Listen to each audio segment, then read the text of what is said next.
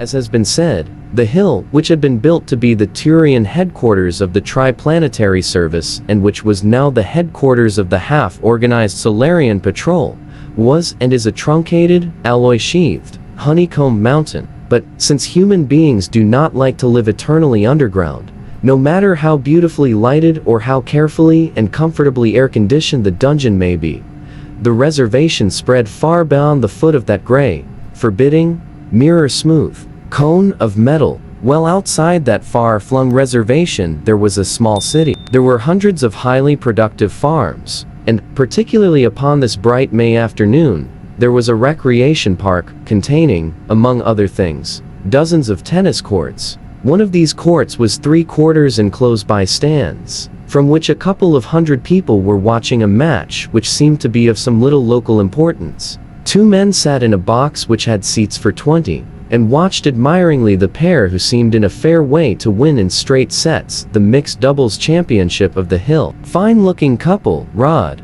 if I do say so myself, as well as being smooth performers. Solarian Counselor Virgil Sams spoke to his companion as the opponents changed courts. I still think, though, the young hussy ought to wear some clothes. Those white nylon shorts make her look nakeder even than usual. I told her so too. The jade. But she keeps on wearing less and less. Of course, Commissioner Roderick K. Kinnison laughed quietly. What did you expect? She got her hair and eyes from you. Why not your hard-headedness too? One thing though, that's all to the good, she's got what it takes to strip. Ship that way, and most of them haven't. But what I can't understand is why they don't. He paused. I don't either. Lord knows we've thrown them at each other hard enough. And Jack Kinnison and Jill Sams would certainly make a pair to draw to. But if they won't, but maybe they will yet. They're still youngsters, and they're friendly enough. If Sam's purr could have been out on the court, however, instead of in the box, he would have been surprised. For young Kinnison, although smiling enough as to face, was addressing his gorgeous partner in terms which carriers little indeed of friendliness. Listen, you bird-brained, knot-headed, grandstanding half-wit, he stormed, voice low, but bitterly intense. I ought to beat your alleged brains out. I've told you 1,000 times to watch your own territory and stay out of mine. If you had been where you belonged, or even taken my signal, Frank couldn't have made that 30 all point. And if Lois hadn't netted, she'd have caught you flat-footed, a kilometer out of position, and made it deuce. What do you think you're doing? Anyway, playing tennis, or seeing how many innocent bystanders you can bring down out of control? What do you think? The girl sneered, sweetly. Her tawny eyes, only a couple of inches below his own, almost emitted sparks. And just look at who's trying to tell who how to do what. For your information, Master Pilot John K. Kinnison, I'll you that just because you can't quit being Killer Kinnison even long enough to let 2 good friends of ours get a point now and then, or maybe even a game, is no reason why I've got to turn into Killer Sams. And I'll also tell you, you'll tell me nothing, Jill, I'm telling you. Start giving away points in anything, and you'll find out someday that you've given away too many. I'm not having any of that kind of game, and as long as you're playing with me, you aren't either or else. If you louse up this match just once more, the next ball I serve will hit the tightest part of those fancy white shorts of yours, right where the hip pocket would be if they had any,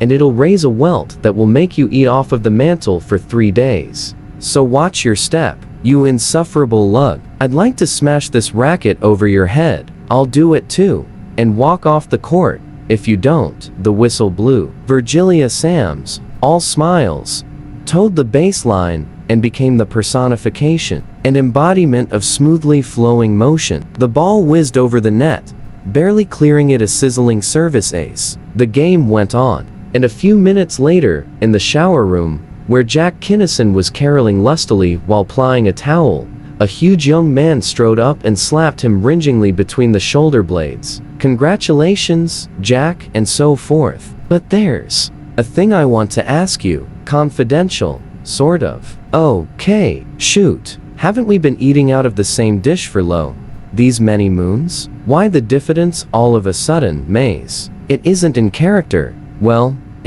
I'm a lip reader. You know, sure, we all are. What of it? It's only that. Well, I saw what you and Miss Sam said to each other out there, and if that was lovers' small talk, I'm a Venerian mud puppy. Lovers? Who the hell ever said we were lovers? Oh, you've been inhaling some of Dad's balloon juice. Lovers? Me and that red-headed stinker, that jelly-brained sapodilly. Hardly. Hold it, Jack. The big officer's voice was slightly edged. You're off course a hell of a long flit-off. That girl has got everything. She's the class of the reservation. Why? She's a regular 1219. Huh? Amazed, young Kinnison stopped drying himself and stared. You mean to say you've been giving her a miss just because? He had started to say, because you're the best friend I've got in the system, but he did not. Well, it would have smelled slightly cheesy, I thought. The other man did not put into words, either, what both of them so deeply knew to be the truth. But if you haven't got, if it's oak, with you, of course, stand by for 5 seconds, I'll take you around. Jack threw on his uniform, and in a few minutes, the two young officers, immaculate in the space black and silver of the patrol, made their way toward the women's dressing rooms. But she's all right at that. In most ways, I guess. Kinnison was half apologizing for what he had said. Outside of being chicken-hearted and pig-headed, she's a good egg. She really qualifies. Most of the time, but I wouldn't have her, bonus attached, any more than she would have me. It's strictly mutual. You won't fall for her either, Maze. You'll want to pull one of her legs off and beat the rest of her to death with it inside of a week, but there's nothing like finding things out for yourself. In a short time, Miss Sams appeared, dressed somewhat less revealingly than before in the blouse and kilts, which were the mode of the moment. Hi, Jill. This is Maze. I've told you about him. My boatmate, Master Electronicist Mason Northrop. Yes. I've heard about you. Troncist a lot. She shook hands warmly. He hasn't been putting tracers on you, Jill, on accounta. He figured he'd be poaching. Can you feature that? I straightened him out, though, in short order. Told him why, too. So he ought to be insulated against any voltage you can generate. Oh. You did. How sweet of you. But how? Oh, those? She gestured at the powerful prism binoculars, a part of the uniform of every officer of space. Northrop wriggled, but held firm. If I'd only been as big and husky as you are, surveying admiringly some 6 feet 2 of altitude and 200-odd pounds of hard meat, gristle, and bone, I'd have grabbed him by one ankle, whirled him around my head, and flung him into the 15th row of seats. What's the matter with him, Maze? Is that he was born centuries and centuries too late. He should have been an overseer when they built the pyramids, flogging slaves because they wouldn't step just so. Or better yet, one of those people it told about in those funny old books they dug up last year, liege lords. Or something like that. Remember? With the power of life and death, high, middle, and low justice. Whatever that was over their vassals and their families, serfs, and serving wenches, especially serving wenches. He likes little, cuddly baby talkers, who pretend to be utterly spineless and completely brainless. And Jack, ouch, touched Jill, but maybe I had it coming to me at that. Let's call it off, shall we? I'll be seeing you too, hither or yon. Kinnison turned and hurried away. Want to know why he's doing such a quick flit? Jill grinned up at her companion, a bright, quick grin. Not that he was giving up. The blonde over there, the one in rocket red. Very few blondes can wear such a violent shade. Dimples Maynard. And is she, cuddly and baby talkish? She's a grand person. I was just popping off. So was he. You know that neither of us really meant half of what we said. Or, at least, her voice died away. I don't know whether I do or not, Northrop replied, awkwardly but honestly. That was savage stuff if there ever was any. I can't see for the life of me why you two of the world's finest people should have to tear into each other that way. Do you? I don't know that I ever thought of it like that. Jill caught her lower lip between her teeth. He's splendid, really. And I like him a lot usually. We get along perfectly most of the time. We don't fight at all except when we're too close together, and then we fight about anything and everything. Say, Suppose that could be it? Like, charges, repelling each other inversely as the square of the distance? That's about the way it seems to be. Could be, and I'm glad. The man's face cleared. And I'm a charge of the opposite sign. Let's go. And in Virgil, Sam's deeply buried office, civilization's two strongest men were deep in conversation. Troubles enough to keep 4 men of our size awake nights. Sam's voice was light, but his eyes were moody and somber. You can probably whip yours, though, in time. They're mostly in one solar system. A short flit covers the rest. Languages and customs are known. But how can legal processes work efficiently work at all? For that matter, when a man can commit a murder or a pirate can loot a spaceship and be 100 parsecs away before the crime is even discovered, how can a Turian John Law find a criminal on a strange world that knows nothing whatever of our patrol, with a completely alien language, maybe no language at all, where it takes months even to find out who and where, if any, the native police officers are? But there must be a Rod, there's got to be a way. Sam slammed his open hand resoundingly against his desk's bare top. And by God, I'll find it. The patrol will come out on top. Crusader Sam's, now and forever. There was no trace of mockery in Kinnison's voice or expression, but only friendship and admiration. And I'll bet you do. Your Interstellar Patrol, or whatever, Galactic Patrol, I know what the name of it is going to be. If nothing else, is just as good as in the bag, right now. You've done a job so far, Verge. This whole system, Nevia, the colonies on Aldebaran 2 and other planets, even Valyria, as tight as a drum. Funny about Valyria, isn't it? There was a moment of silence. Then Kinnison went on. But wherever diamonds are, there go Dutchmen. And Dutch women go wherever their men do. And in spite of medical advice, Dutch babies arrive. Although a lot of the adults died, 3Gs is no joke. Practically all of the babies keep on living, developing bones and muscles to fit, walking at 1.5 years old, living normally. They say that the 3rd generation will be perfectly at home there, which shows that the human animal is more adaptable than some ranking medicos had believed, is all. Don't try to sidetrack me, Rod. You know as well as I do what we're up against. The new headaches that interstellar commerce is bringing with it. New vices, drugs, thionite, for instance. We haven't been able to get an inkling of an idea as to where that stuff is coming from. And I don't have to tell you what piracy has done to insurance rates. I'll say not look at the price of Aldebaranian cigars, the only kind fit to smoke. You've given up, then, on the idea that Arisia is the pirate's guck. Definitely, it isn't. The pirates are even more afraid of it than tramp spacemen are. It's out of bounds, absolutely forbidden territory, apparently to everybody, my best operatives included. All we know about it is the name Arisia that our planetographers gave it. It is the first completely incomprehensible thing I have ever experienced. I'm going out there myself as soon as I can take the time. Not that I expect to crack a thing that my best men couldn't touch.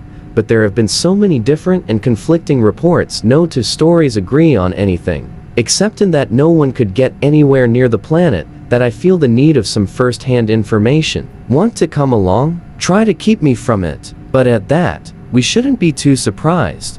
Sams went on thoughtfully. Just beginning to scratch the surface as we are, we should expect to encounter peculiar, baffling, even completely inexplicable things, facts, situations, events, and beings for which our one system experience could not possibly have prepared us. In fact, we already have. If, 10 years ago, anyone had told you that such a race as the Rigelians existed, what would you have thought? One ship went there, you know, once. 1 hour in any Rigelian city, 1 minute in a Rigelian automobile drives a Turian insane. I see your point. Kinnison nodded. Probably I would have ordered a mental examination. And the Polanians are even worse. People, if you can call them that, who live on Pluto and like it. Entities so alien that nobody, as far as I know, understands them. But you don't have to go even that far from home to locate a job of unscrewing the inscrutable. Who, what, and why, and for how long was Grey Roger? And not far behind him is this young Bergenholm of yours. And by the way, you never did give me the lowdown on how come it was the Bergenholm and not the Roadbush Cleveland that made transgalactic commerce possible and caused 9/10 of our headaches. As I get the story, Bergenholm isn't even an engineer. Didn't I? Thought I did. He wasn't and isn't. Well, the original Roadbush Cleveland free drive was a killer, you know. How I know? Kinnison exclaimed, feelingly. They beat their brains out and ate their hearts out for months, without getting it any better. Then, one day, this kid Bergenholm ambles into their shop big, awkward, stumbling over his own feet. He gazes innocently at the thing for a couple of minutes, then says, "Why don't you use uranium instead of iron and rewind it so it will put out a wave form like this, with humps here, and here, instead of there, and there?" And he draws a couple of freehand, but really beautiful curves. "Why should we?" They squawk at him. "Because it will work that way," he says, and ambles out as unconcernedly as he came in. Can't, or won't say another word. Well, in sheer desperation, they tried it and it worked. And nobody has ever had a minute's trouble with the Bergenholm since. That's why Roadbush and Cleveland both insisted on the name. I see. And it points up what I just said. But if he's such a mental giant, why isn't he getting results with his own problem, the meteor? Or is he? No, or at least, he wasn't as of last night. But there's a note on my pad that he wants to see me sometime today. Suppose we have him come in now? Fine. I'd like to talk to him, if it's ok. With you and with him. The young scientist was called in and was introduced to the commissioner. Go ahead, Dr. Bergenholm, Sam suggested then. You may talk to both of us, just as freely as though you and I were alone. I have, as you already know, been called psychic, Bergenholm began abruptly. It is said that I dream dreams, see visions, hear voices, and so on, that I operate on hunches, that I am a genius. Now, I very definitely am not a genius, unless my understanding of the meaning of that word is different from that of the rest of mankind. Bergenholm paused. Sams and Kinnison looked at each other. The latter broke the short silence. The counselor and I have just been discussing the fact that there are a great many things we do not know, that with the extension of our activities into new fields, the occurrence of the impossible has become almost a commonplace. We are able, I believe, to listen with open minds to anything you have to say. Very well. But first, please know that I am a scientist. As such, I am trained to observe, to think calmly, clearly, and analytically, to test every hypothesis. I do not believe at all in the so-called supernatural. This universe did not come into being. It does not continue to be, except by the operation of natural and immutable laws. And I mean immutable, gentlemen. Everything that has ever happened, that is happening now, or that ever is to happen, was, is, and will be statistically connected with its predecessor event, and with its successor event. If I did not believe that, implicitly, would lose all faith in the scientific method. For if one single supernatural event or thing had ever occurred or existed, it would have constituted an entirely unpredictable event, and would have initiated a succession of such events. A state of things which no scientist will or can believe possible in an orderly universe. At the same time, I recognize the fact that I myself have done things caused events to occur. If you prefer that I cannot explain to you or to any other human being in any symbology known to our science, and it is about an even more inexplicable call it hunch, if you like, that I asked to have a talk with you today. But you are arguing in circles, Sams protested. Or are you trying to set up a paradox? Neither. I am merely clearing the way for a somewhat startling thing I am to say later on. You know, of course, that any situation with which a mind is unable to cope, a really serious dilemma which it cannot resolve, will destroy that mind. Frustration, escape from reality, and so on. You also will realize that I must have become cognizant of my own peculiarities long before anyone else did or could. Ah, I see. Yes, of course. Sams, intensely interested, leaned forward. Yet, your present personality is adequately, splendidly integrated. How could you possibly have reconciled a situation so full of conflict? You are, I think, familiar with my parentage? Sams, keen as he was, did not consider it noteworthy that the big Norwegian answered his question only by asking one of his own. Yes, oh, I'm beginning to see. But Commissioner Kinnison has not had access to your dossier. Go ahead. My father is Dr. Hjalmar Bergenholm. My mother, before her marriage, was Dr. Olga Bjornsson. Both were, and are, clear physicists, very good ones. Pioneers, they have been called. They worked, and are still working, in the newest, outermost fringes of the field.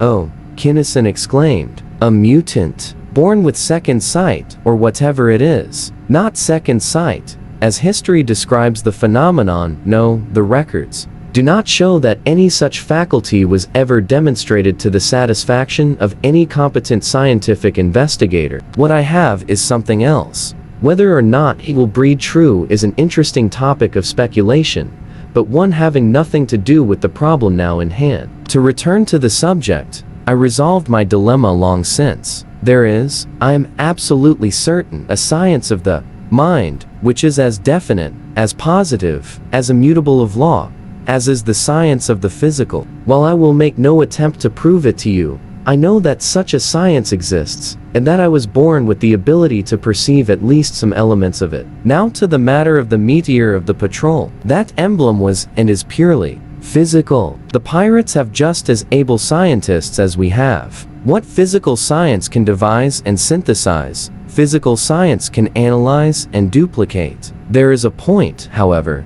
beyond which physical science cannot go. It can neither analyze nor imitate the tangible products of that which I have so loosely called the science of the mind. I know, Counselor Sams, what the Triplanetary Service needs. Something vastly more than its meteor. I also know that the need will become greater and greater as the sphere of action of the patrol expands. Without a really efficient symbol, the Solarian Patrol will be hampered even more than the Triplanetary Service, and its logical extension into the Space Patrol, or whatever that larger organization may be called, will be definitely impossible. We need something which will identify any representative of civilization, positively and unmistakably wherever he may be. It must be impossible of duplication, or even of imitation, to which end it must kill any unauthorized entity who attempts imposture. It must operate as a telepath between its owner and any other living intelligence, of however high or low degree, so that mental communication, so much clearer and faster than physical, will be possible without the laborious learning of language, or between us and such peoples as those of Rigel 4 or of Pallane 7, both of whom we know to be of high intelligence, and who must already be conversant with telepathy. Are you, or have you been reading my mind? Sams asked quietly. No, Bergenholm replied flatly. It is not, and has not been necessary. Any man who can think, who has really considered the question, and who has the good of civilization at heart, must have come to the same conclusions. Probably so, at that, but no more side issues. You have a solution of some kind worked out, or you would not be here. What is it? It is that you, Solarian Counselor Sams, should go to Arisia as soon as possible. Arisia, Sams exclaimed, and Arisia, of all the hells in space. Why Arisia? Kinnison demanded. What's he supposed to do there? And how can we make the approach? Don't you know that nobody can get anywhere near that damn planet? Bergenholm shrugged his shoulders and spread both arms wide in a pantomime of complete helplessness. How do you know another of your hunches? Kinnison went on. Or did somebody tell you something? Where did you get it? It is not a hunch, the Norwegian replied positively. No one told me anything, but I know as definitely as I know that the combustion of hydrogen and oxygen will yield water, that the Arisians are very well versed in that which I have called the science of the mind. That if Virgil Sams goes to Arisia, he will obtain the symbol he needs. That he will never obtain it otherwise. As to how I know these things, I can't. I know it, I tell you. Without another word, without asking permission to leave, Bergenholm whirled around and hurried out. Sams and Kinnison stared at each other. Well? Kinnison asked quizzically. I'm going. Now, whether I can be spared or not, and whether you think I'm out of control or not. I believe him every word, and besides, there's the Bergenholm. How about you? Coming? Yes. Can't say that I'm sold 100%, but as you say, the Bergenholm is a hard fact to shrug off. And at minimum rating, it's got to be tried. What are you taking? Not a fleet. Probably the Boise? Or the Chicago? It was the Commissioner of Public Safety speaking now, the Commander-in-Chief of the Armed Forces. The Chicago, I'd say the fastest and strongest thing in space. Recommendation approved. Blast off. 1200 hours tomorrow.